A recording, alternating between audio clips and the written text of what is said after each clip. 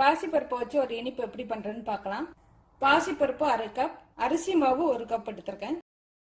சீனி 1 கப்ல இருந்து 1.5 கப் அளவு எடுத்துக்கோங்க. 1 கப் சர்க்கரை எடுத்தீங்கன்னா 1 கப் தண்ணி சேர்க்கணும். 1.5 கப் சர்க்கரைனா 1.5 கப் தண்ணி சேர்த்து பாகு காய்ச்சணும். ஏலக்காய் தூள், குங்குமம் இருந்ததுன்னா கொஞ்சமா எடுத்துக்கோங்க. ரோஸ் எசன்ஸ் இருந்ததுனாலும் சேர்த்துக்கலாம். கலர் வேணும்னா கலர் சேர்த்துக்கோங்க.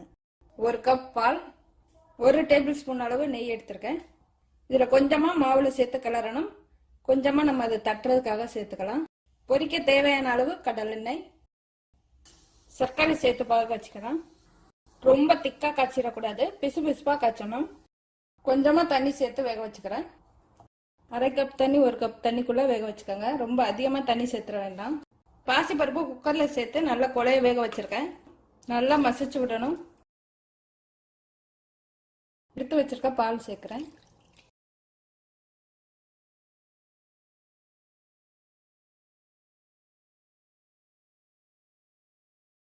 ஒரு 1/2 கப் அளவு தண்ணி சேர்க்கிறேன்.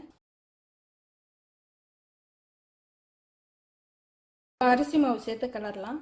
மிதமான தீயில வச்சுக்கோங்க.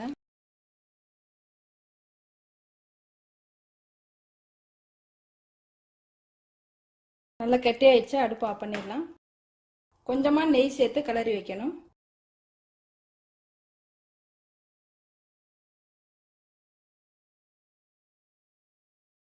இதுல இருந்து கொஞ்சம் கொஞ்சமா எடுத்தா போதும்.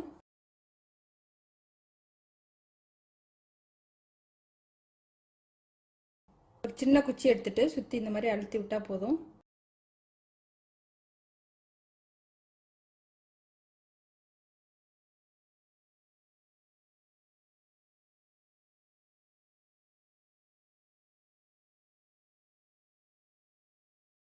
இது இல்லைன்னா பூர்ண கொழுக்கட்டை செய்யற அதே அச்சுல செய்யலாம்.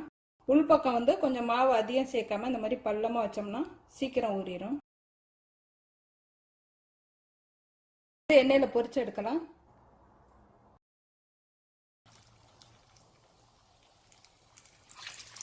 மிதமான தீயில பொரிச்சு எடுத்தா போதும்.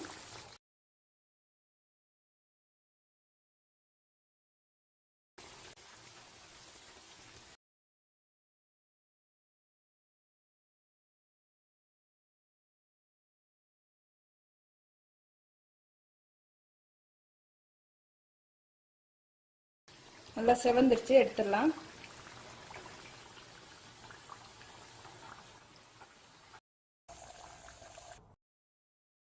பாகு காய்ச்சி எடுத்துட்டேன். கொஞ்சமா ஏலக்காய் தூள், ரோஸ் எசன்ஸ் இருந்ததுன்னா சேர்த்துக்கோங்க.